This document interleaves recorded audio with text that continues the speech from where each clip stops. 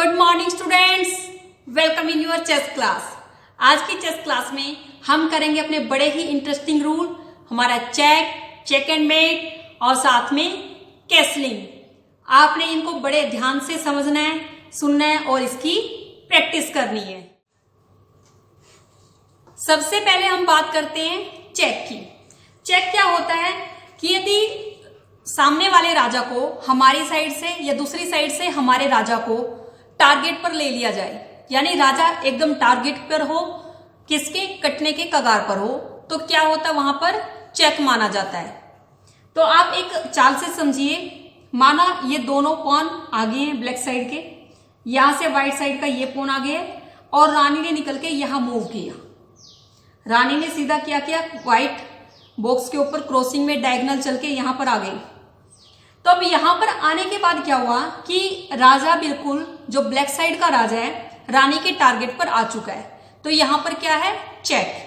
पहले क्या था, यदि व्हाइट साइड ने अपनी चाल चली तो उसको चेक बोलना कंपलसरी होता था। जैसे मान लो मैंने चला तो क्या बोलना होता था, चेक। लेकिन अब ये रूल क्रॉस हो चुका है, ये रूल क्या हो चुका है, क्रॉस हो चुका है। अब चेक बोलना नहीं होता। इसमें ऑटोमेटिकली क्या होता है कि जो ब्लैक साइड का प्लेयर है या अपोजिट व्हाइट साइड का प्लेयर है उसको समझ जाना चाहिए कि इस चाल से उसको चेक मिला हुआ है।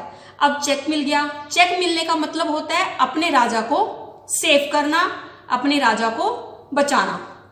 अब बचाएंगे कैसे, अब राजा को तो बचाना है लेकिन मैंने चाल चल दी अपने घोड़े की, तो ये क्या हुआ, इनवैलिड मूव। क्या हुआ, इनवैलिड मूव। इनवैलिड मूव हमें दो ही मिलते हैं और हमें ध्यान रखना है कि हमने कोई इनवैलिड मूव नहीं करना है। तो हम हमारा मेन क्या होता है इसमें, अपने राजा को बचाएंगे। अब राजा को बचाने के लिए दो कंडीशन है, या तो राजा को रानी की लाइन से बाहर कर दे क्योंकि टर्न अब किसकी है, ब्लैक की है, या तो राजा को एक कदम आगे चल दो। अब रानी की लाइन से, रानी की रेंज में से राजा निकल चुके हैं बाहर, या फिर पॉन को एक कदम आगे कर दो। पॉन को हमने क्या किया, वन स्टेप आगे किया, तो क्या हुआ, राजा और रानी के बीच में पॉन आ गया। अब यदि रानी इस पॉन को काटेगी तो ये पॉन रानी को कट कर देगा। आप ध्यान दीजिए, यदि रानी ने इस पॉन को कट किया तो ये पॉन यहां पर जब रानी आएगी तो इसको पॉन को कट कर देंगे। तो इसलिए रानी इतनी मूर्खता नहीं करेगी कि एक पॉन को काटने के चक्कर में खुद कट जाए। तो इसलिए हमने यहां पर अपनी कोई भी चाल हो सकती है, लेकिन इसका मेन मकसद आपको था समझाने का, चेक कैसे मिलता है और चेक को अवॉइड कैसे किया जा सकता है। ये थी हमारी चेक की बात। किसकी कंडीशन थी, चेक की। अब बात करते हैं हम check and mate. Check and mate में क्या होता है कि राजा के पास बचने का कोई चांस नहीं होता, तभी बोला जाता है check and mate. Check and mate में देखिए, आप एक चाल से समझिए, माना यहां पर ये सोल्जर यहां है और इस घोड़े ने मूव किया यहां और इसके बाद ये घोड़ा यहां और रानी गई हुई है सीधा यहां। अब रानी से क्या है, राजा को चेक के साथ मेट है। क्यों, क्योंकि राजा के पास अब कोई ऑप्शन नहीं है बचने का, क्योंकि न तो हाथी आगे आ सकता है, न हम इसको ऊंट को जो हमारा बिशप है इसको डायगोनल चला के हम कोई इसको रानी को कट कर सकते हैं। राजा को यदि हम एक स्टेप आगे भी चलाएंगे तो भी रानी की रेंज में है, क्योंकि रानी ब्लैक बॉक्स के ऊपर क्रॉस में जाके उसको कट कर देंगी। तो यहां बोला जाएगा चेक एंड मेट, और राजा खत्म तो गेम खत्म। ये आपको पहले ही बताया था, जो भी गेम होते हैं हमने अपनी मोहरों को बचाना होता है और सामने वाले की मोहरों को हमने जितना ज्यादा हो सके काटना, और साथ में राजा हमारा मेन टारगेट होता है और राजा खत्म तो गेम खत्म। तो चेक एंड मेट और चेक रूल आपको दोनों क्लियर हो गए। चेकअप बोला नहीं जाता लेकिन चेकमेट कहा जाता है। अब हम बात करेंगे कैसलिंग की। किसकी, मेन आपका रूल आएगा आज आपका कैसलिंग। कैसलिंग में मेन पॉइंट ये ध्यान रखना है कि जो हमारी जिस साइड रानी रखी होती है, जिस साइड हमारी क्वीन होती है, उस साइड कैसलिंग लॉन्ग होती है और दूसरी साइड में क्या होगी, हमारी शॉर्ट रहेगी। पहली कंडीशन तो ये है, यानी आपकी जिस साइड रानी है, क्वीन है, उस साइड लॉन्ग और दूसरी साइड शॉर्ट रहेगी।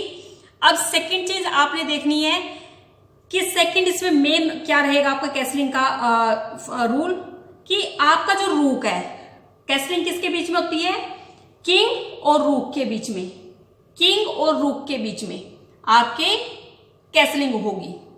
कैसलिंग का मतलब होता है चेंज करना, जगह को रिप्लेस करना, एक्सचेंज करना। तो इसमें क्या होगा कि आपके पास स्पेस खाली होना चाहिए। मैं आपको एक साइड से समझा रही हूं, जैसे ये है, ये रानी भी नहीं होनी चाहिए, यानी आपकी कैसलिंग होनी है किंग और रूक के बीच में। तो किंग और रूक के बीच में जब कैसलिंग होगी तो ये बीच में स्पेस खाली होना चाहिए। पोन आपके हो सकते हैं, क्योंकि कैसलिंग ड्यूरिंग गेम होती है, तो ड्यूरिंग गेम क्या होता है, पोन भी आपके आगे पीछे हो सकते हैं कहीं भी, या फिर हम इनको बाहर कर सकते हैं, इनकी कोई दिक्कत नहीं है। और वैसे रूक आगे हो सकते हैं कहीं भी, किसी भी लोकेशन में, लेकिन इन दोनों के बीच में क्या नहीं, कोई भी पीस नहीं होना चाहिए, या तो ये मूव करते हैं या फिर बाहर होते हैं। अब देखिए, पहला पॉइंट मैंने आपको बताया था, जो इसकी जिस साइड रानी होती है उस साइड लॉन्ग कैसलिंग होती है, जिस साइड रानी नहीं होती उस साइड शॉर्ट होती है। और रूक और किंग के बीच में एक बार भी मूवमेंट ना हो तभी कैसलिंग पॉसिबल है, अदरवाइज पॉसिबल नहीं होगी। और स्पेस खाली होना चाहिए, पोन आगे हो सकते हैं। दूसरी चीज, एक चेक लाइन में ना हो, मीन्स कैसलिंग कभी चेक लाइन में नहीं होगी। जैसे ये यहां पर यदि राजा आ जाता है तो यहां पर भी क्या है, चेक है, यहां पर राजा और हाथी आ जाएंगे, यहां दोनों ये चेक लाइन मानी जाएंगी, क्योंकि हाथी भी सीधा चलता है और रानी भी सीधी स्ट्रेट चलती है। तो क्या होगा, यहां पर ये मूवमेंट पॉसिबल नहीं है।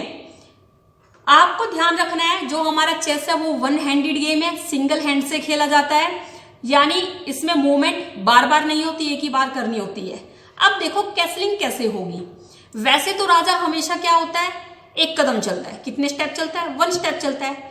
लेकिन कैसलिंग में क्या होगा, शॉर्ट कैसलिंग में 2 स्टेप चलेंगे और लॉन्ग कैसलिंग में हमारे कितने स्टेप चलेंगे, जैसे 1 तो यहां हुआ, 2 यहां हुआ, 3 यहां हुआ, लॉन्ग कैसलिंग में 3 स्टेप चलेंगे। अब देखो इसमें भी एक चीज है, कैसलिंग करते टाइम हमने ध्यान रखना, पहले हम अपने हाथी को उठाएंगे, रूक को उठाएंगे, फिर हम अपने क्या करेंगे, किंग को उठाएंगे एक साथ, और फिर हमने क्या करना है, किंग रखा और रूक रखा। अब देखिए, जो हमारा किंग है वो 3 स्टेप चला अपनी पोजीशन से, 1 2 3, और रूक कितने स्टेप चला, 1 2, यानी रूक चलेगा 2 स्टेप। ये किंग के लिए पोजीशन बताई थी आपको कि अपने रानी वाली साइड में वो 3 स्टेप चलेगा, और लॉन्ग साइड कैसलिंग में और शॉर्ट कैसलिंग में 2 स्टेप। तो ये थी हमारी लॉन्ग कैसलिंग, ऐसे पॉसिबल है, क्लियर आपको। और यदि हम शॉर्ट कैसलिंग की बात करें, आपको पता ही है 1 हैंडेड गेम है, तो हमने अपने हाथी को और रूक को उठाया और अपने किंग को उठाया, ये रखा, एक साथ हमने इनको रखा। तो इसकी क्या है, यहां पर दोनों के 2 स्टेप इन्होंने चले हैं, 2 स्टेप किंग, 2 स्टेप अपने रूक ने किए, कंप्लीट। अब आपको कैसलिंग क्लियर है, यानी आपने ध्यान रखना है, रानी वाली साइड लॉन्ग होती है, जो दूसरी साइड होती है वहां शॉर्ट होती है।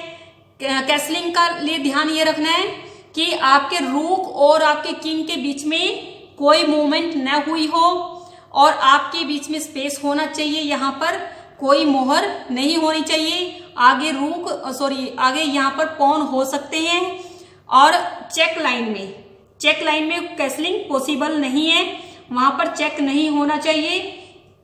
और सिंगल हैंडेड है, एक ही हाथ से दोनों मूवमेंट इकट्ठी करनी है, ये ऐसे, या फिर यहां से ऐसे, ये इकट्ठी मूवमेंट होगी। और सबसे पहले रूक को हैंडल करना हमने, उठाना है, और फिर हमने किंग को उठाना है। तो आपको ये अपने तीनों रूल क्लियर हैं, अपना चेक एंड मेट और साथ में कैसलिंग। आपने इनको बहुत अच्छे से ध्यान से करना है, बहुत अच्छे से प्रैक्टिस करनी है। स्टार्टिंग में आपको थोड़ा हार्ड लग सकता है, लेकिन जब ध्यान से समझ के इनकी प्रैक्टिस करोगे तो बड़े ही इजी और इंटरेस्टिंग रूल हैं। तो आप इनको अच्छे से इनकी प्रैक्टिस करिए और ध्यान से करिए। ये थे आज के हमारे main rule, check and mate, castling. आपको इनको अच्छे से एक्सप्लेन किया है। आपने वीडियो को देखना है, ध्यान से देखना है, बड़े अच्छे से देखना है, और इसकी प्रैक्टिस करनी है, क्योंकि प्रैक्टिस करने से ही आपको ये चीज ज्यादा समझ आएगी और आप इसमें परफेक्ट हो जाए। अब यदि आपसे क्वेश्चन पूछे जाएं तो आपका रिप्लाई कॉन्फिडेंस के साथ होना चाहिए कि आपको आता है। जैसे कि पूछा जाए चेस में कितने प्लेयर्स खेलते हैं, तो आपका क्या रिप्लाई होगा? 2 प्लेयर्स। कितने प्लेयर खेलते हैं? 2 प्लेयर्स खेलते हैं। अब जो चेस बॉक्स होता है, चेस बोर्ड, उसके अंदर छोटे छोटे बॉक्स होते हैं, वो कितने होते हैं? 64 बॉक्स। टोटल बॉक्स 64 बॉक्स होते हैं। अब उन 64 बॉक्स में से व्हाइट बॉक्स कितने होते हैं? 32 व्हाइट बॉक्स होते हैं। कितने बॉक्स? 32 व्हाइट बॉक्स होते हैं।